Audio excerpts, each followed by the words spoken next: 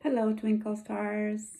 I'm teacher of Tunia, and I'm going to read you this book. I thought it would be appropriate right now around Easter. I hope you enjoy it.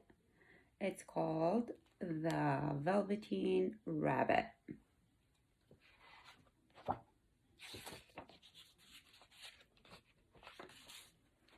There was once a Velveteen Rabbit, and in the beginning, he was really splendid. He was fat and punchy, as a rabbit should be. His coat was spotted brown and white. He had real thread whiskers, and his ears were lined with pink satin.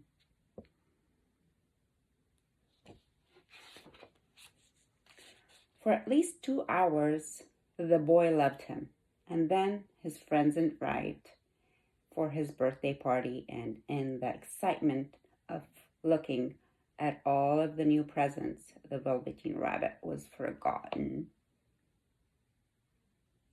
I think he's feeling sad now, that rabbit. For a long time, the Velveteen Rabbit lived in the nursery toy cupboard, and no one thought very much about him. He was naturally shy, and being only made of velveteen, some of the more expensive toys snubbed him. The mechanical toys thought they were very superior. They looked down on the other toys and pretended they were real.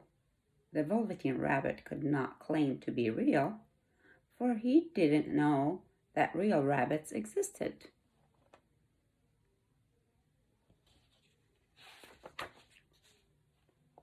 "What is real?" asked the Velveteen Rabbit one day when he was lying beside the rocking horse on the nursery room floor.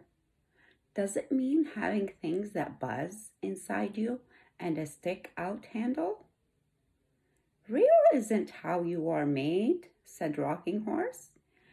"It's a thing that happens to you when a child loves you for a long, long time, not just to play with, but really loves you.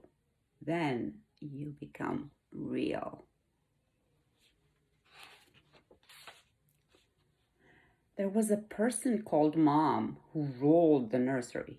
Sometimes she took no notice of the playthings lying about, and sometimes for no reason whatsoever she went swooping about like a great wind and hustled them away into cupboards. She called this tidying up, and the playthings all hated it, especially the metal ones. The Velveteen Rabbit didn't mind it so much, for wherever he was thrown, he always landed softly.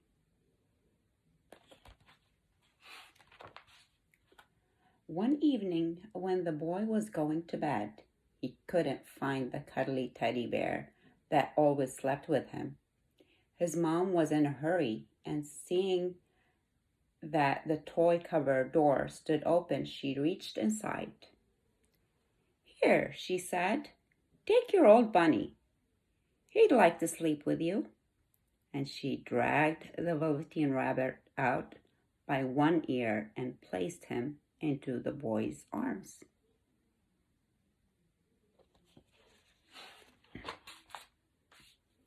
That night, and for many nights after, the Velveteen Rabbit slept in the boy's bed. At first, he found it rather uncomfortable, for the boy hugged him very tight. He rolled over on him, and sometimes he pushed him so far under the pillow that the Velveteen Rabbit could scarcely breathe.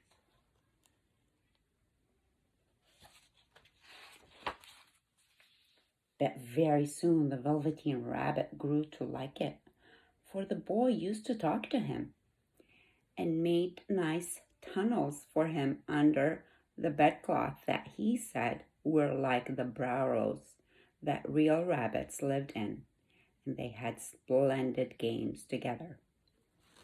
And when the boy dropped off to sleep, the Velveteen Rabbit could snuggle down close under his little warm chin and dream. with the boy's hands cuddling him all night long.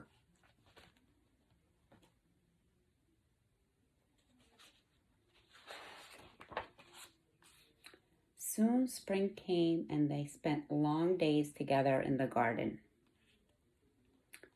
Once, when the boy was called away suddenly to go in for dinner, the Velveteen Rabbit was left out on the lawn until long after dusk. The boy couldn't go to sleep without the Velveteen Rabbit, and Mom had to come and look for him with a flashlight.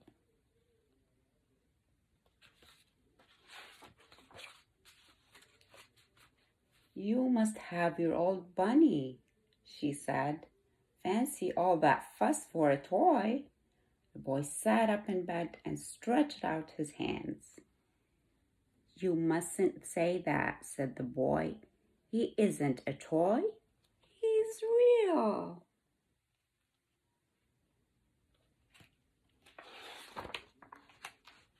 When the Velveteen Rabbit heard what the boy said, he was happy, for he knew what Rocking Horse had said was true at last. The nursery magic had happened to him, and he was a toy no longer.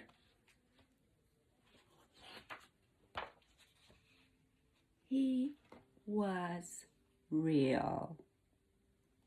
The end. I hope you enjoyed that. I'll see you soon. Bye.